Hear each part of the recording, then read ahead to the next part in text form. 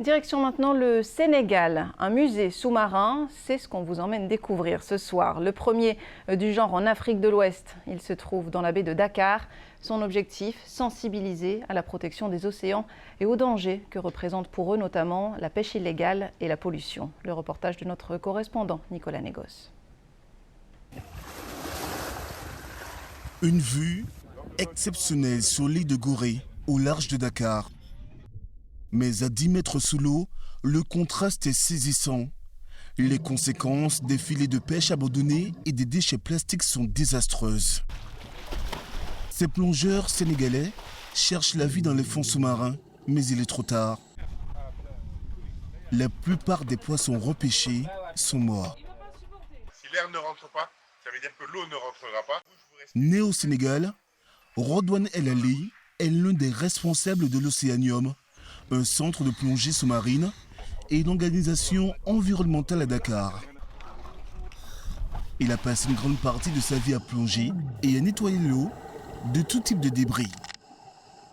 Quand on jette quelque chose dans la rue, il finit dans la mer.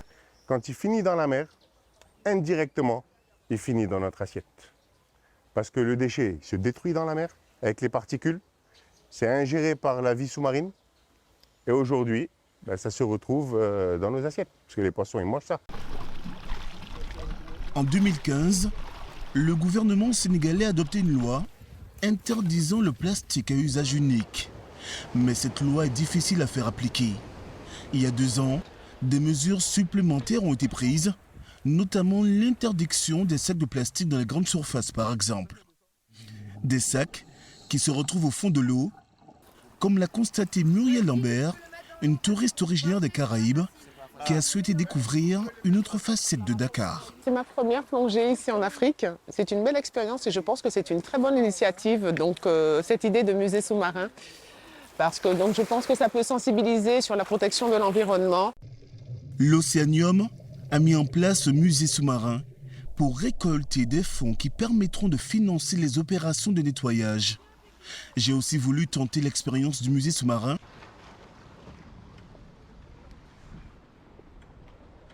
À environ 100 mètres au large du siège de l'Océanium à une profondeur de 5 mètres, 8 sculptures s'élèvent du fond de l'océan.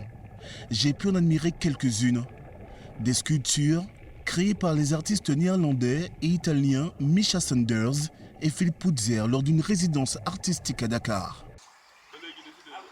Pour Omidio, spécialiste de l'art contemporain, l'Afrique de l'Ouest avait besoin de son propre musée sous-marin quelques mois seulement après l'ouverture du premier sur le continent au Kenya.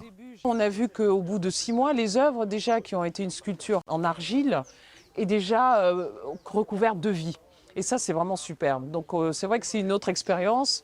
J'ai voulu vivre l'expérience muséale maritime et ça donne vraiment une autre façon d'appréhender l'esthétique d'une œuvre d'art.